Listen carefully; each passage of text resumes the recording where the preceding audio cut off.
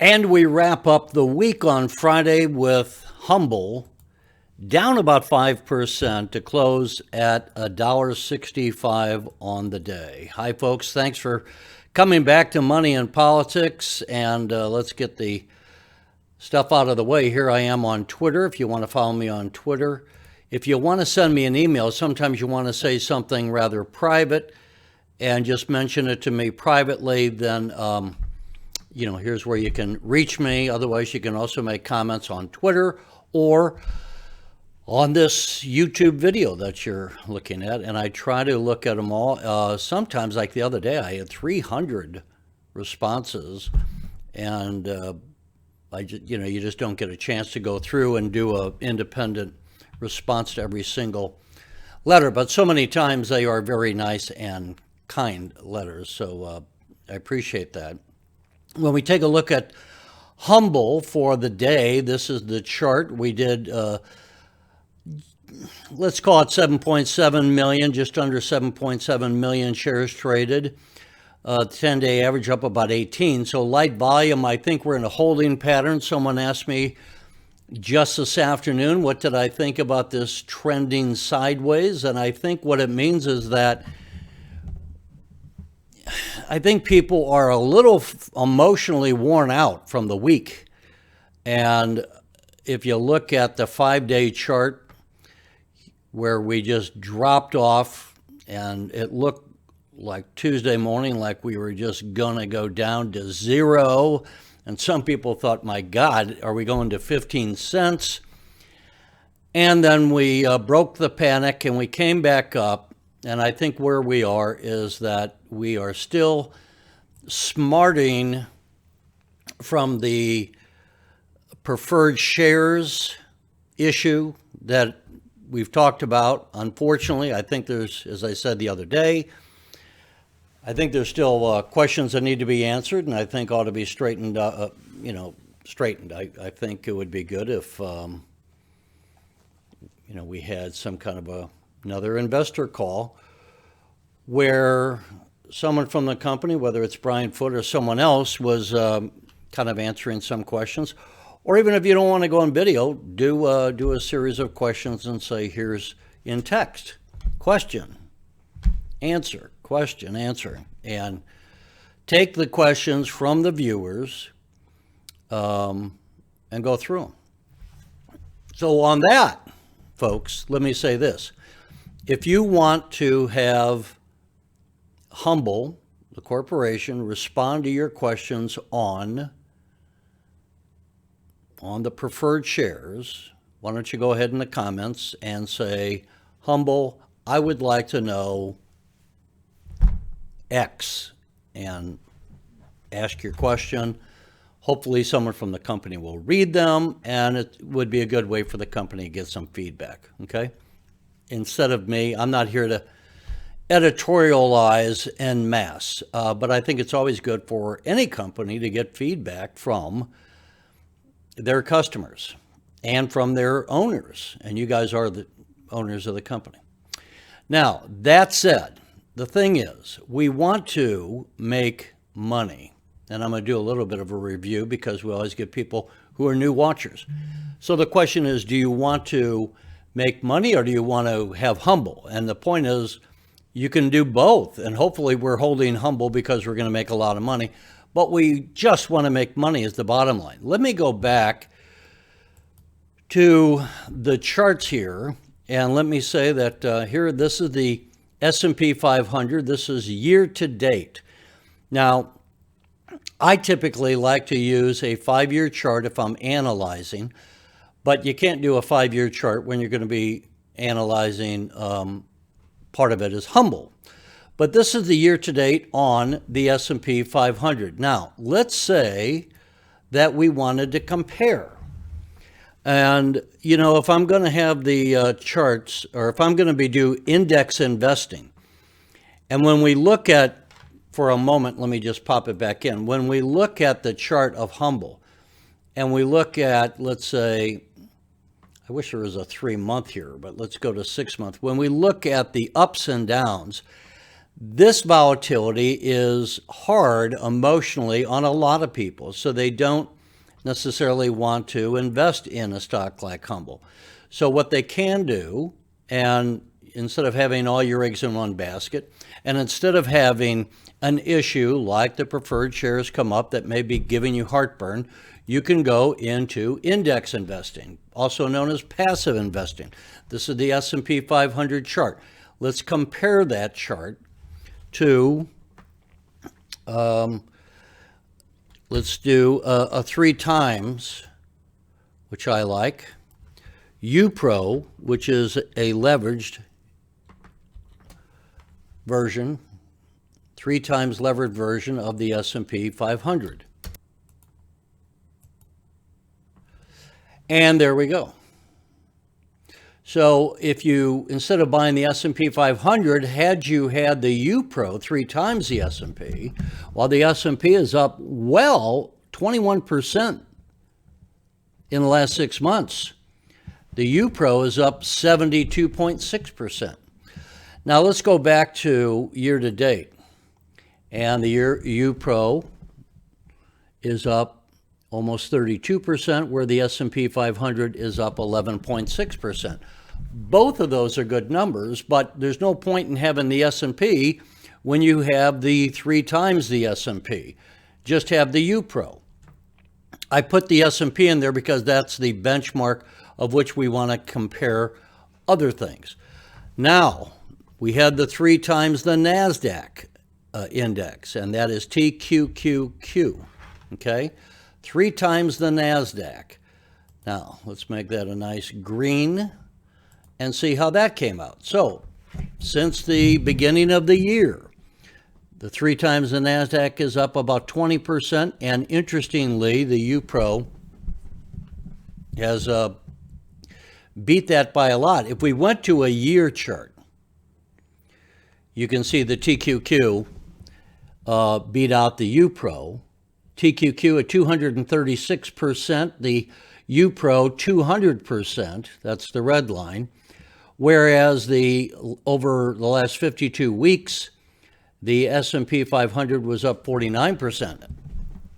All of those are good. The S&P up 49% in 52 weeks is exceptional.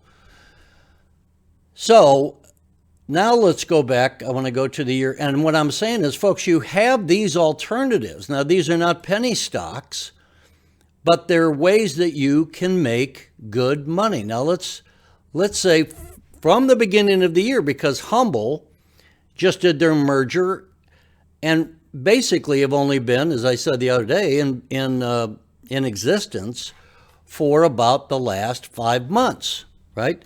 HMBL, I don't know, let's say purple. Boom. So for all the angst we have about Humble from the beginning of the year is up so much you don't even notice what the other indexes have done. Humble is up 166%. Why we're crying in our beers is because it used to be up 1,000% back in February. Where is it going? Is it, I can't do a year chart. I can do, let's see, 3 months, up at the last 3 months. Because the sell-off over the last 3 months, and that takes out January, basically February, we have Humble up 23%, about equal with the UPRO. So 3 months is not much of a comparison, folks. But hopefully this is something to illustrate. One of our fellow Humble investors the other day said he couldn't take the loss and he bailed out. Well, if you look at the red line, let me take, if you look at the red line, which is the UPRO, it was just much more of a regular float. Let me take Humble out of here for a minute so you can see the red line. And you can see there were no severe sell-offs. You had some back here around the beginning of March.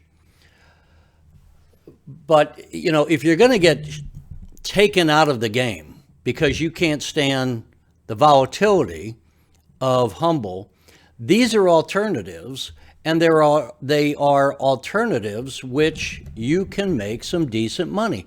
Up 3 months, 23%. That's fantastic, folks. I mean, if you're looking to make 1,000% in a month, maybe you will on a penny stock, but I want you to learn real investing, and I don't want you to be looking just at things that are 14 cents or a penny, or whatever. Let me throw in, just for fun, we have the earphone company, INND, I'm going to say it wrong. Let me change that color. Let's make that gold. I'm kind of sure. INND, a lot of people, and you can see, boom. So that's kicked butt. That's really gone up in the last 3 months, since the beginning of the year. And now let's bring back in Humble and just kind of say, because I think a lot of you, well, where are we? Where would my money have grown faster? So that's what we're taking a look at. And we can say, maybe the purple again. So, I mean, there you can see that INND kicked butt because Humble fell to $1.66, where INND was a lot higher. And INND is, let me bring that up as an individual chart here, is 3 cents. If you look at 5 days, there's the 5-day chart. Here's the 1 month chart. It's shot up there for a while back. This May, and that did 63 million shares, where they averaged 293 million shares daily. And I do own 25,000 shares of INND. Kind of got it, actually, as I've said before, as a fluke. So what you can see here, folks, going back to Humble versus the S&P 500 versus the leveraged version of the S&P versus the leveraged version of the NASDAQ has still outperformed. Even with the sell-off, your money would have grown more in Humble than it would have in those indexes and the leverage indexes over the since the beginning of the year. Where's it going to go in the future? Well, no one knows exactly the price. My sense right now on Humble is we are still waiting for earnings. We're still waiting for the metrics. We have as I've done interviews with Scott in Atlanta, talking to us about the ETXs. The ETXs are out there. They seem to be doing very well. We'll give an update at a later time on that again. So we got the ETXs. We got the NFTs, which I'm less sure of, but we'll put that out there. We got Tickery, and the world is reopening, so the ticket market should be doing a lot better this year. We have the app is out, being tweaked. We have peer-to-peer payments coming. What I'm saying is that for all the angst in the last week that we have had about Humble, and I'm not excusing that, as I said, put your comments down what you want Humble management to know about your questions on the preferred shares. But we also have reason to be positive about the future. And then 6 months from now, I think what we need to, we'll have a much better feel. Right now, we're still a little bit, I feel like a blind man walking through an apartment I just moved into. You're kind of feeling your way. You're trying to get the lay of the land. The company is brand new. We don't have our first quarter earnings for 2021. We don't have any of the numbers on how successful. We don't know what new mergers they may be working on, as they did with Hickory. So there's all kinds of things we know we don't know, and we're going to have to wait for that.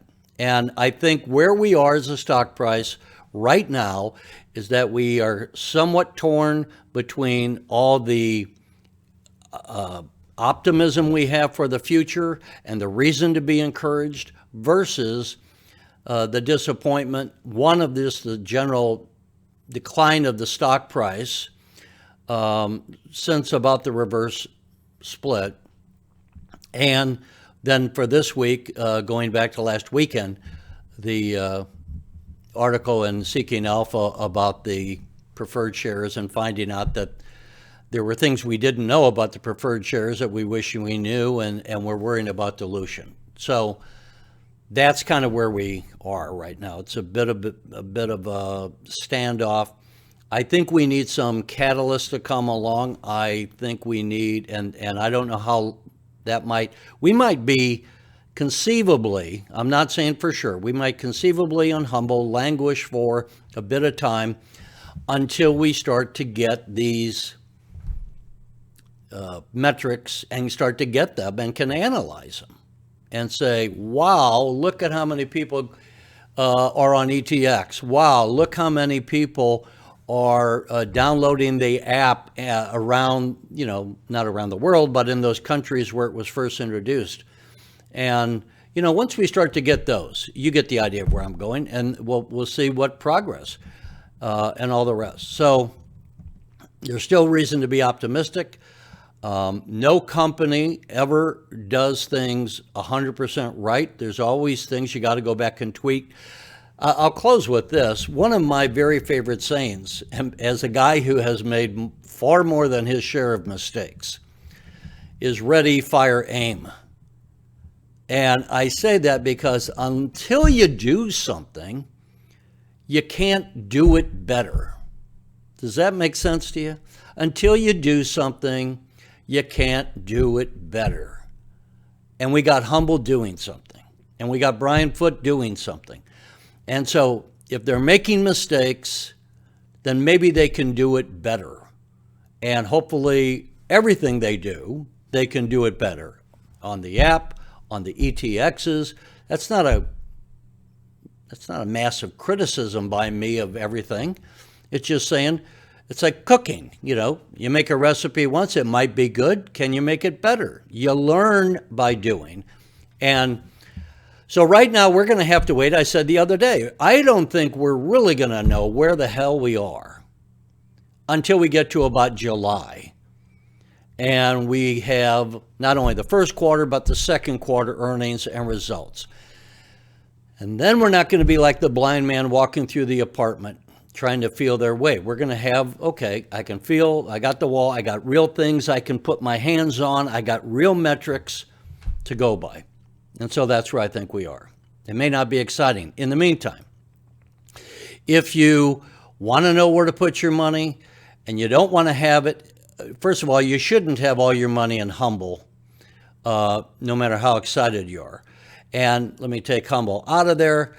And you can see that you can have some great returns and great growth in these leveraged indexes. And as I said, if you put, other companies might be worth INND, which I had before. I don't know why that keeps going off. INND, which is the earphone company. And we take a look. Boom, that's great. And one of my favorite stocks that I really need to do a profile on is almost the exact same ticker. INN as in in, INM as in Mary, D. InMode. And let me make that, let's say, a dark blue. And let me take, and you can see that's why I like it. So you take out INND and you put INMD, and for the year to date, it's up 85%. Now it's been It was an IPO, I believe, I'm going from memory, August of 2019. So over the last year, InMode, 285%, beating the TQQ, which is 236%, beating the UPRO at 200%. Folks, this is 1 year. All of those are fantastic. You want to have some stability. You want to sleep good at night. The only company up there, the one company, is InMode, the blue one. The others are index, leverage index. Let's go to 2 years. Boom, INMD, that's like Indiana Medical Doctor, up 511%. The TQQ, 212%. The UPRO, 85%. I'm rounding up. And the S&P, 42%. And I will remind you, and I need to do this one, why I don't like mutual funds. Most mutual funds are going to be below the S&P 500, which is the light blue line down at the bottom. I don't know if I can highlight that, down at the bottom here. So there are alternatives, folks. If you don't want to be taking what I call the one company risk, every time you buy one company, you take a risk. Things can blow up in your face, but not in an index fund. They can go down, but you're not going to have all your eggs in one basket. Anyway, again, I've gone so much longer, but hopefully this was good for you to see and hear, especially after you had a week. It's easy to be rah-rah on a company until it blows up on you, and then you're crying in your beer and wondering, why am I in this company? So before I keep you here all night, I'm going to sign off. I'll say, please go ahead, and the reason I want you to subscribe and hit the bell is so that when I put out a new video, you know that it's out there. And hopefully this is learning.